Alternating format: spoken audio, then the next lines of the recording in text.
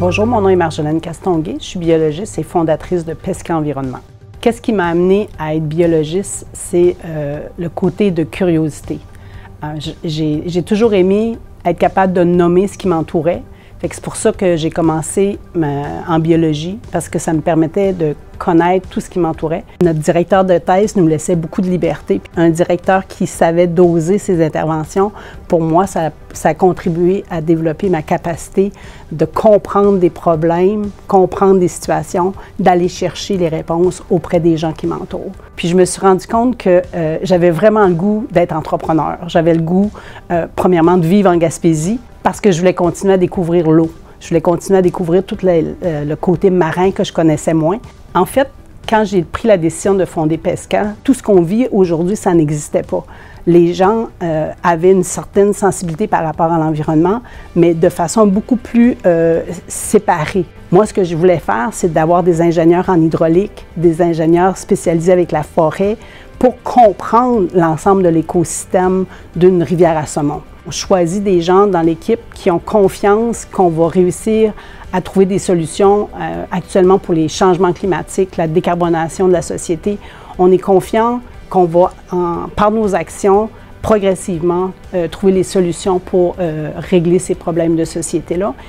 À la fin des années 90, on s'est dit, on a du vent, pourquoi qu'on ne pourrait pas, nous aussi, avoir une nouvelle industrie qu'on pourrait déployer en Gaspésie?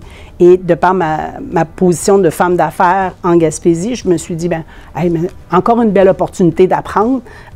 L'éolien, ce n'est pas nécessairement relié avec les poissons, mais là, j'avais la possibilité d'apprendre, de m'entourer de gens qui connaissaient les oiseaux, les chauves-souris, encore la forêt, de continuer à comprendre tous ces éléments-là, et de développer une nouvelle industrie au Québec, c'est-à-dire de s'assurer de développer les énergies renouvelables. On sentait qu'il fallait qu'on aille vers là pour être capable de remplacer éventuellement les produits pétroliers dans notre économie. Moi, je suis une biologiste qui voulait parler aux gens, conseiller les gens, aider les gens. Pour moi, c'est ça que j'ai à faire. C'est ça l'histoire de Pesca. Mais aussi une histoire qui se poursuit depuis 34 ans.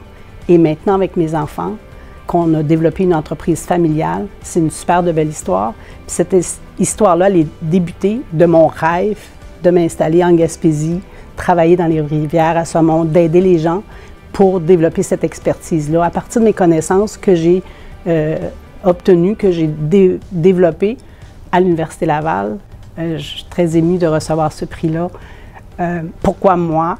Mais en même temps, je le prends avec toute humilité, de dire c'est vrai que le défi était colossal. J'en suis fière. Merci de le reconnaître et j'espère pouvoir inspirer des jeunes finissants à poursuivre leurs rêves également.